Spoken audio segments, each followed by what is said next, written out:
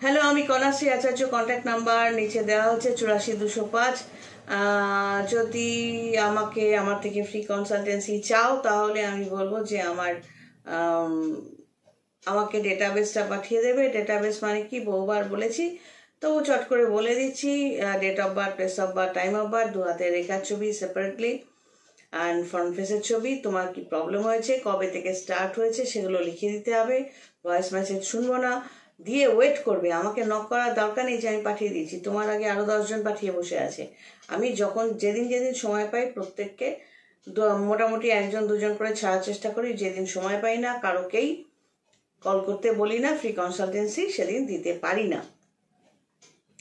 তো আজকের সাবজেক্টটা হচ্ছে যে তাদের অস্তিত্বের কথা নিয়ে আমি বহুবার বলেছি। এটা বুঝতে হবে যে আমরা যে ভগবান ভগবান করি, একটা শুভ শক্তির আশা করি, সত্যিকারে দেখবে যারা লাইফে সত্যি ভগবানকে আঁকড়ে ধরতে চেয়েছে, আন্তরিকভাবে ভগবানকে ডেকেছে, তারা কিন্তু খুব স্বাভাবিকভাবেই, আমি নিজের কথাও বলতে পারি যে আমি আনওয়ান্টেড গার্ল চাইল্ড হিসেবে যতটা সমস্যা ফেস করেছি, সেখান থেকে আমার স্পেশালি পড়াশোনাটাকে চালিয়ে যাওয়া, আমার পছন্দের সাবজেক্টের মধ্যে টিকে থাকা, এই যে একা চলতে পারা, নিজের স্বাধীনতা বোধ, সেইভাবে 24 ঘন্টা নিজেই চলা, এই যে স্ট্রেংথ, এটা কিন্তু ভগবানের ওপর অগাধ বিশ্বাস থাকলে, আন্তরিকতা থাকলে, তার উপর আন্তরিকভাবে ভক্তি শ্রদ্ধা থাকলে, তো আমার মনে হয় যে কোনো মানুষ বোধহয় এই জায়গাটা পায়। কিন্তু তারা পায় না যারা অত্যধিক একটু চালাক হয়। তুমি যদি চালাক হও, নিজে থেকেই মাথা খাটাও, তাহলে ভগবান আর তোমায় কি হেল্প করবে? ভগবান তো সবার আগে বুঝবে যে তুমি কি ধরনের চালাক। তোমাকে তার জন্য নিজেকে আয়না দেখা প্র্যাকটিস করতে হবে। যে আয়নায় নিজেকে দাঁড়িয়ে জিজ্ঞেস করবে যে আমার বাইরেটা যেটুকু আছে, আমি ভেতরটা কি সত্যি ততটা পরিষ্কার যে ভগবান আমায় হেল্প করবে? এবার ভগবান কোথায়? ভগবানকে তো আমরা অনেকেই, আমি তো অন্তত ভগবানকে দেখিনি। তাহলে ভগবান কোথায় আছে? কি করে আমি বলছি যে ভগবানকে পাওয়া যায়? আমি যেটুকু বুঝি আমার মানসিকতা দিয়ে, যে ভগবান অনেক অনেক কিছু কিন্তু চায় না বোধহয়। সে শুধু চায় যে মনের থেকে আন্তরিক একটা ভালোবাসা, আন্তরিক ভক্তি, আন্তরিক শ্রদ্ধা, তাকে স্মরণ করা, তার উপর নির্ভর করা। ভগবান বোধহয় এইটুকুতেই খুশি, বিশ্বাস এবং ভালোবাসা। তো এই জায়গাটা আমি বলতে পারি যে যখনই তর্ক বিতর্ক আসে, অনেকেই আছে, অনেক কাস্টমারদেরও দেখেছি কিছুদিন যাবার পর, এটা তো হচ্ছে না, ওটা তো হচ্ছে না, বা অনেকে বলে ফেলে এটা বোধহয় হবে না। তো এটা তাদের মানসিকতার ফল। একটা কাজ যেটা তোমার ছকে নেই, হওয়ার নয়, সেটা হওয়াতে গেলে টাইম লাগবে। তোমাকেও নিজেকে পরিবর্তন আনতে হবে নিজের মধ্যে। আমি বহুবার বলেছি, আজও বলছি, যে মানুষরা সারাক্ষণ বদমাইশি মানসিকতা নিয়ে থাকে, আবার সেই একই সাবজেক্টে আসছি, কারণ আছে, যে মিথ্যে কথা বলছে, চালাকি করছে, এর টাকা মেরে দিচ্ছে, অমুককে ঠকাচ্ছে, অন্যের দিকে কাদা ছুঁড়ে মারছে, নিজের হিংসে আক্রোশটা ঢেকে সেটাকে প্রতিফলন করছে। ধরো তোমার ওপর হিংসে আক্রোশ আমার হচ্ছে, তোমার মধ্যে যেটা আছে আমার নেই, আমি তোমার নামে একগাদা আজে বাজে কথা বলে তোমায় ছোট করার চেষ্টা করছি। তো এই ধরনের মানসিকতা মানুষ বুঝতে পারুক বা না পারুক, ভগবান তো বুঝে যায়। তো সেই মানুষগুলোর সত্যিই উন্নতি হয় কি? ভালো করে খেয়াল করে দেখবে, মাথা থেকে পা পর্যন্ত সেই কুৎসিত রূপটা, সে যতই জামা কাপড় পরুক না কেন, দেখবে কুৎসিত ভাবটা ঠিক ফুটেই ওঠে। ভালো করে নজর করলে ঠিক বোঝা যায়, তাদের মুখ, চোখ, চলন বলন বোঝা যাবেই। সৌন্দর্য, সত্যিকারের সৌন্দর্য বা ভালোত্বটা যেমন চেপে রাখা যায় না, সত্যিকারের কুৎসিত যে মানসিকতা বা তার যে প্রভাব, প্রতিফলন, সেটাও কিন্তু ঢেকে রাখা যায় না, বেরিয়েই পড়ে। তো কেন বললাম এই তাদের অস্তিত্বের সাথে কারণটা কি? ধরো একটা বিস্কুট যদি ফেলে রাখো বা একটু চিনি ফেলে রাখো, অটোমেটিকভাবে পিঁপড়ে চলে আসবে। একটা আরশোলা যদি মরে পড়ে থাকে একটা জায়গায়, তো পোকামাকড় আসবে, ওই আরশোলার বডিটাকে খাবে এবং পরবর্তীকালে ওই জায়গাটা কেমন হয়ে যাবে, ওখানে ভাইরাস ব্যাকটেরিয়াও চলে আসবে। অর্থাৎ একটা পচা একটা নেগেটিভ জিনিস তার মধ্যে সেটাও কিন্তু অ্যাট্রাক্ট করছে কাদের? পিঁপড়ে, পোকামাকড়, ভাইরাস ব্যাকটেরিয়া। একটা ডেড বডি মানে একটা আরশোলার বডি বা একটা মানে মরে গেছে এমন কিছু জিনিস বা চিনি, সেটাও কিন্তু মানে কিছুই কিন্তু পড়ে থাকে না, সবই অ্যাট্রাক্ট করতে থাকে, নেগেটিভকে অ্যাট্রাক্ট করতে থাকে।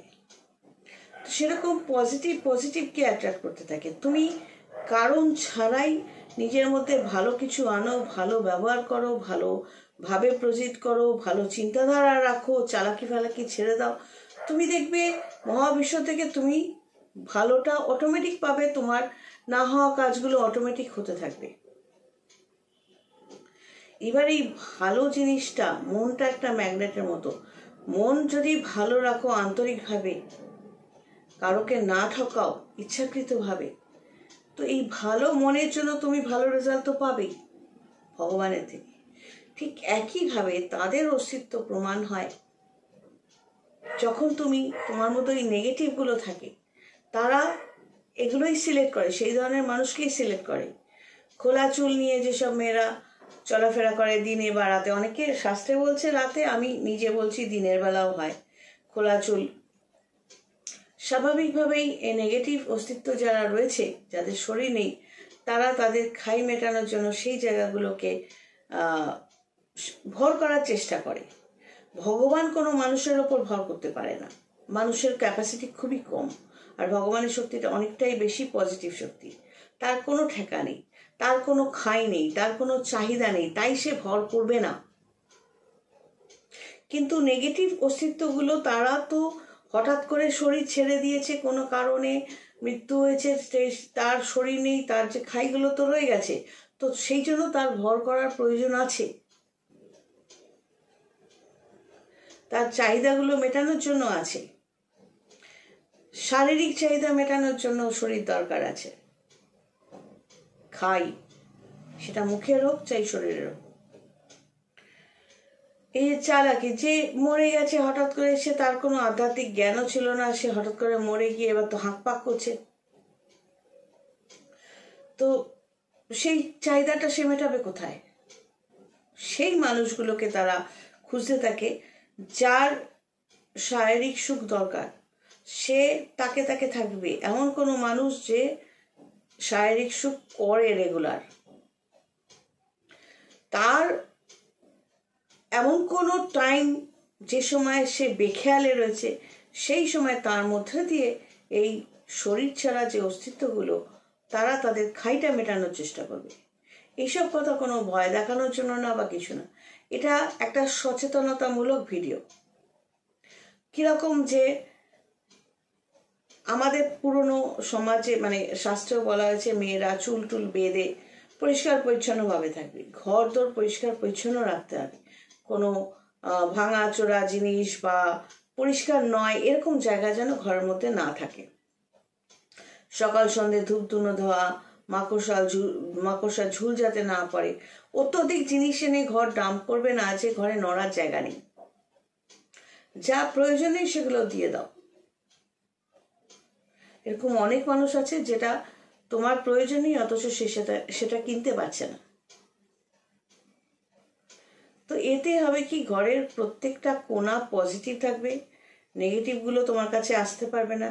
তুমি শারীরিক মানসিকভাবে স্ট্রেট ফরওয়ার্ড হলে, পরিষ্কার পরিচ্ছন্ন হলে, কোনো নেগেটিভ এন্টিটি তোমার মধ্যে দিয়ে তার নিজের ইচ্ছেটা প্রকাশ করতে পারবে না। এবার এই নেগেটিভ অস্তিত্বগুলোর প্রমাণ তুমি কিভাবে পাবে? দেখবে কোনো কারণ ছাড়াই তোমার লাইট হয়তো ব্লিঙ্ক করছে খুব কম সময়ের জন্য। এবার তুমি বলতে পারো সেটা ভোল্টেজ আপ ডাউন করছে, তুমি বলতে পারো বাল্বটা অনেকদিন পুরনো হয়ে গেছে, কিন্তু ওই দুটো কারণ ঠিক করার পরও যদি করে, মিলিয়ে দেখো, তোমার অনেক সময় মনে হতে পারে পাশ দিয়ে একটা হাওয়া, কানের পাশে একটা হাওয়া। কারণ তুমি অস্তিত্ব যদি বুঝতে পাও নিজে মধ্যরাতে স্পেশাল কোনো দিনে, ধরো অবশ্যই ধরো তুমি চারদিকে আয়না সেট করার একটা নিয়ম আছে, করে কারো মৃত কারো ছবির সামনে রেখে তুমি তাকে স্মরণ করো, দেখো কিছু বুঝতে পারো কিনা। রাস্তায় অনেক সময় লাইট ব্লিঙ্ক করতে থাকে, অনেক সময় কুকুর বিড়ালরা কোনো দিকে তাকিয়ে, সামনের দিকে তাকিয়ে মানে ভয়ার্থভাবে চিৎকার করে চলেছে, অথচ তুমি তাকিয়ে দেখবে নেই কেউ। ওদের দৃষ্টিশক্তি, কুকুর বেড়ালের শ্রবণ শক্তি মানুষের চাইতে অনেক বেশি, যেটা ওরা দেখতে পাচ্ছে, যে পরিবর্তন ওরা শুনতে পাচ্ছে, আমরা পাচ্ছি না, কারণ আমরা কনসেন্ট্রেটেড নই, আমাদের মনে অনেক কিছু গিজগিজ করে। আর কুকুর বেড়াল বা যে কোনো জন্তু জানোয়ার, প্রাণী, পাখি, তাদের শুধু খাওয়া দাওয়া আর সেক্সটুকুই সম্বল, তারা মাথা ঘামায় না এত।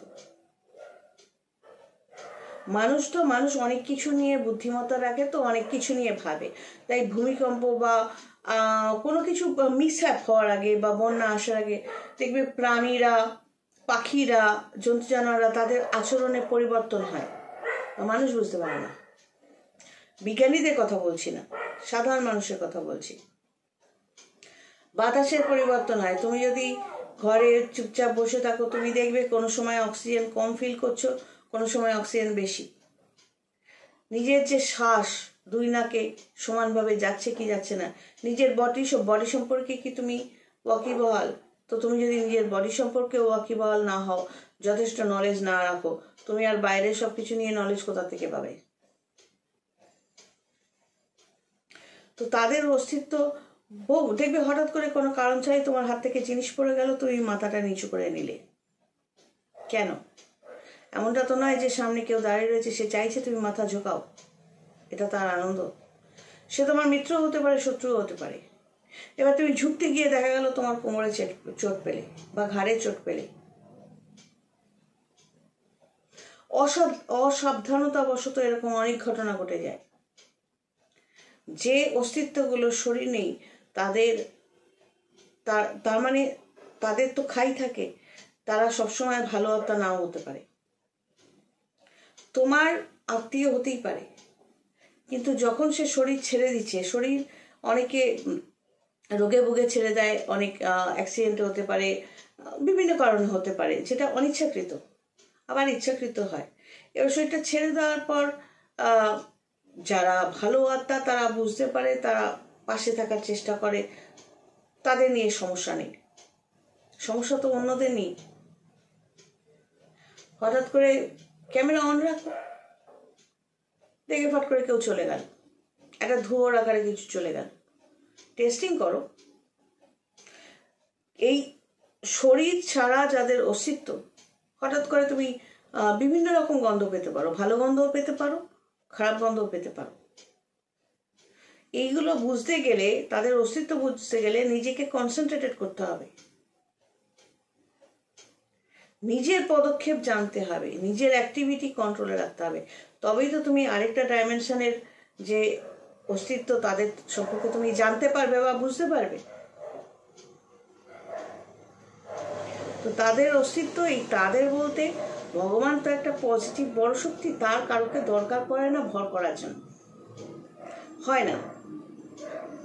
কিন্তু নেগেটিভ অ্যাক্টিভিটি অনেক থাকে। তো আমরা যদি পরিষ্কার পরিচ্ছন্নতা মেনটেন করি মানসিক এবং শারীরিকভাবে, তাহলে কিন্তু চট করে সেই ডাইমেনশনের অস্তিত্বগুলো আমাদের তাদের ইচ্ছে মতো চালাতে পারবে না। চেষ্টা করবো এই সাবজেক্টটা নিয়ে আবারও আলোচনা করতে। সবাই ভালো থেকো, গড ব্লেস।